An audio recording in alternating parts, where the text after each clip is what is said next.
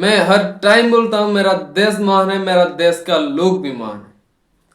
पर यह तो मुझे पता है मेरा देश महान है, पर मुझे ये नहीं पता है कि मेरा देश का लोग महान है कि नहीं। କିଛି ଜିନିଷ ଥାଏ ସେଇଥିରୁ ଆମେ ମାର୍କ କରୁ। ଯେମିତି କଥାରେ ଥାଏ ଗୋଟେ ଭାତ ହାଣ୍ଡିରେ ଗୋଟେ ଚାଉଳ କୁଟିବି ଯେମିତି ଜଣା ପଡ଼ିଯାଏ ଗୋଟେ ଭାତ ହାଣ୍ଡିରେ ସବୁ ଚାଉଳ ପକିଛି କି ନାହିଁ, ସେଇଭଳି ଆମ ଭାରତଟା ସାରାର ଲୋକଙ୍କୁ ଆମେ ଜଜ୍ କରିବା ପାଇଁ କେବଳ ଗୋଟିଏ ଭାତ ହିଁ ଯଥେଷ୍ଟ ମୋତେ ଲାଗୁଛି। କଥାଟା ଠିକ୍ ହବ ଠିକ୍ ହବନି ସେଟା ତ ତମମାନେ ବିଚାର କରିବ, ମୋର କେବଳ କହିବାରି କଥା ମୁଁ କହୁଛି।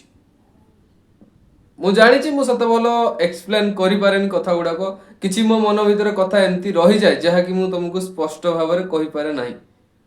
ମୁଁ ଟ୍ରାଏ କରିବି ମୋ ନିଜ ଜିନିଷକୁ ତମମାନଙ୍କ ସାମ୍ନାରେ ଏ ଭିଡ଼ିଓରେ ରଖିବା ପାଇଁ। ଇଣ୍ଡିଆନ ଲ ସବୁବେଳେ ଚେଷ୍ଟା କରେ ଲୋକମାନଙ୍କୁ ଜଷ୍ଟିସ୍ ମିଳୁ, ଲୋକମାନେ କେମିତି ନିୟମ କାନୁନ ମାଧ୍ୟମରେ ସୁରକ୍ଷିତ ଅବସ୍ଥାରେ, ଆଉ ଆମ ଦେଶ ବାହାରେ ଲଢ଼ିବା ପାଇଁ ତ ଆମ ଆର୍ମି ଅଛନ୍ତି, ଦେଶ ଭିତରେ ଲଢ଼ିବା ପାଇଁ ଆମର ପୁଲିସ ଅଛନ୍ତି। ଆଉ ପୁଲିସ ଆଉ ଜଜ୍ ଏଇମାନଙ୍କ ଭିତରେ ଆମ ଦେଶଟା ବହୁତ ସୁନ୍ଦର ଭାବରେ ଗଢ଼ିବ ବୋଲି ସମସ୍ତଙ୍କର ଆଶା ଥାଏ। ସେଇଥିପାଇଁ ଜଷ୍ଟିସ୍ ଅଫ୍ ଲକୁ ସମସ୍ତେ ଭରସା କରନ୍ତି ଆଉ କୁହନ୍ତି କି କିଛି ଅସୁବିଧା ହେଲେ ଚାଲ ତତେ କୋର୍ଟରେ ଦେଖିନେବି, ଏଟା ଗୋଟେ କଥାରେ ଥାଏ। ତ ଠିକ୍ ଅଛି, କିଛି ଜିନିଷ ଭଲ ହେଲେ କିଛି ଜିନିଷ ଖରାପ ବି ଥାଏ। ଆଜିର ଲୋକ ଏ ଟାଇମରେ ଏହା ପୂର୍ବରୁ ମୋତେ ଯେତିକି ଜଣା ଗୋଟିଏ ଲୋକ ଉପରେ ଯଦି କିଛି ଗୋଟେ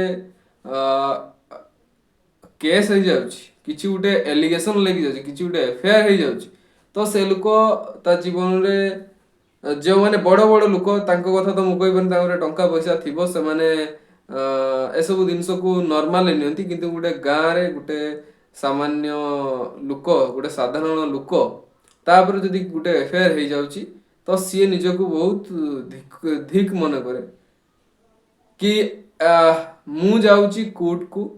ଆରେ କୋର୍ଟ ଆମ ପ୍ରୋସେସ୍ ଅଫ୍ ଲ, ଜଷ୍ଟିସ୍ ମିଳିବା ପାଇଁ ଆମେ କୋର୍ଟକୁ ଯିବା ପାଇଁ ପଡ଼ିବ। ମୋ ନାଁରେ କିଏ ଯଦି ଏଲିଗେସନ୍ ଲଗିଲା ତାକୁ ଖାରଜ କରିବା ପାଇଁ, ତାକୁ ସମାଧାନ କରିବା ପାଇଁ ଆମେ ଗାଁରେ ଯେମିତି ବିଚାର ବସୁଛୁ, ପୁଲିସ ଷ୍ଟେସନରେ ଯେମିତି ଗୋଟେ ବିଚାର ବସୁଛୁ, କଥାବାର୍ତ୍ତା ହେଉଛୁ, ସେଇଭଳିଆ କୋର୍ଟକୁ ଯିବା ପାଇଁ ପଡ଼ିବ। ତାକୁ ଯଦି ତମମାନେ ଭାବିବ ଯେ ମୁଁ କୋର୍ଟ ଯାଉଛି ମୋର ମାନ ଇଜ୍ଜତ ଆଉ ନାହିଁ, ଏସବୁ ତ ଥାର୍ଡ କ୍ଲାସ୍ ଜିନିଷ ହେଇଗଲା ନା। ତମ ମେଣ୍ଟାଲିଟି ଚେଞ୍ଜ କରିବା ପାଇଁ ପଡ଼ିବ ଯେ ସେଟା ହେଉଛି ଆମ ସମ୍ବିଧାନ, ଆମର ପ୍ରୋସେସ୍ ଅଫ୍ ଲ। ତାକୁ ଯଦି ଆମେ ସାମ୍ନା ନ କରିବା, ତାକୁ ଯଦି ଆମେ ମଥାରେ ନ ବସିବା, କି ତାକୁ ଯଦି ଆମେ ଠିକ୍ ଆଖିରେ ଯଦି ନ ଦେଖିବା, ତାହେଲେ ସମ୍ବିଧାନ ହେଇକି କ'ଣ ଲାଭ, ଲ ଥାଇକି କ'ଣ ଲାଭ, କୋର୍ଟ ଥାଇକି କ'ଣ ଲାଭ। ଆଉ ଗୋଟେ ଲୋକମାନଙ୍କର ଗୋଟେ ସବୁଠୁ ଖରାପ ଅଭ୍ୟାସ, ଯଦି କାହା ଉପରେ ଯଦି ଗୋଟେ ଏଲିଗେସନ୍ ହେଉଛି କି ଏଫଆଇଆର ହେଉଛି, ସେମାନେ ଫଇସଲା ହେବା ପୂର୍ବରୁ ଜଜ୍ କରିନିଅନ୍ତି କି ଏଇ ଲୋକଟା ଏହା। ଯେଭଳିଆ ଟିଭି ମିଡ଼ିଆ ଚାରିଆଡ଼େ ଚାଲେ, ଏବେ ଗୋଟେ ନୂଆ ଏବେ କଂଗ୍ରେସର ଜଣେ ଯୁବ ନେତା ଉପରେ ଗୋଟେ କେସ୍ ଲାଗିଛି, ତାକୁ ଏବେ ସମସ୍ତେ ମାନେ ରେଫିଷ୍ଟ ଦୁଷ୍କର୍ମୀ। ଠିକ୍ ଅଛି, ମୁଁ ମାନୁଛି ସେ ଝିଅଟା ତାକୁ କହିଛି, ଯାହା ବି ହେଇଥାଉ ତାଙ୍କ ବିଷୟରେ ଏଫଆଇଆର ଦେଇଛି, ତାର ଶୁଣାଣି ହେବା ପର୍ଯ୍ୟନ୍ତ ଆମକୁ ୱେଟ୍ କରିବା ପାଇଁ ପଡ଼ିବ। ସେତେ ପର୍ଯ୍ୟନ୍ତ ଆମ ମୁହଁଟାକୁ ଚୁପ୍ କରି ରଖିବା ପାଇଁ ପଡ଼ିବ। ନହେଲେ ଆମେ ଯଦି ସେତିକି ଟାଇମ୍ ଯାଏ ୱେଟ୍ ନ କରି ତା ପୂର୍ବରୁ ଯଦି ତା ବିଷୟରେ ଯଦି ଏମିତି କହିବା, ତାର ନିଶ୍ଚିତ ମାନହାନି ହେବ, ମାନ ସମ୍ମାନ ଯିବ। ତା ବିଷୟରେ ଏତେ ଲୋକ ଖରାପ କଥା କହୁଛନ୍ତି, ନିଶ୍ଚିତ ତାକୁ ଖରାପ ଲାଗିବ। ଟ୍ରୋଲ୍ କରିବାଟା ଭଲ କଥା ନୁହଁ। ଏମିତି ତା କଥା ନୁହେଁ, ବହୁତ ପୂର୍ବରୁ ଯେଉଁମାନେ ମୋରି ଭଳି ଯଦି ଯୁବକ ସେମାନେ ଜାଣିଥିବେ ଏଲଭିସ୍ ଯାଦବକୁ, ଯେଉଁମାନେ ମୁଁ ବି ତାକୁ ଆଗରୁ ଆକ୍ଚୁଆଲି ଟିକେ ଦେଖୁଥିଲି, ଆଉ ତା ନାଁରେ ଏଇଭଳି କିଛି ଏଫଆଇଆର ହେଇଥିଲା, ସେଇଭଳି ସମସ୍ତେ ମିଡ଼ିଆ ଲୋକେ ବହୁତ କିଛି କହିଲେ, କିନ୍ତୁ ତାର ଏତେ ଦିନ ପର୍ଯ୍ୟନ୍ତ କିଛି ଫଇସଲା ହେଇପାରି ନାହିଁ।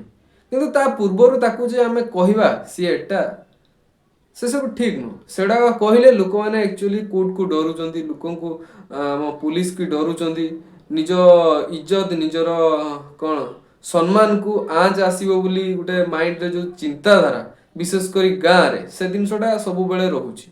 ତ ମୁଁ ସମସ୍ତଙ୍କୁ ଦୟାକରି କହିବି ଯେ ଯେତେ ପର୍ଯ୍ୟନ୍ତ ଏଫଆଇଆର କିଛି ସମାଧାନ ନ ହେଇଛି, କିଛି ବାସ୍ତବିକତା ନ ଜଣା ପଡ଼ିଛି, ସେତେ ପର୍ଯ୍ୟନ୍ତ ନିଜ ମୁହଁକୁ ଚୁପ୍ କରି ରଖିବା ଶିଖନ୍ତୁ। ନହେଲେ ଏଇଭଳି ଲୋକମାନେ ଆ, ନିଜକୁ ବହୁତ ଖରାପ ମନେ କରିବେ। କିଏ ଛାଡ଼, ଲାଇନ୍ ବି ପଳେଇଲା। ନମସ୍କାର, ରହୁଛି।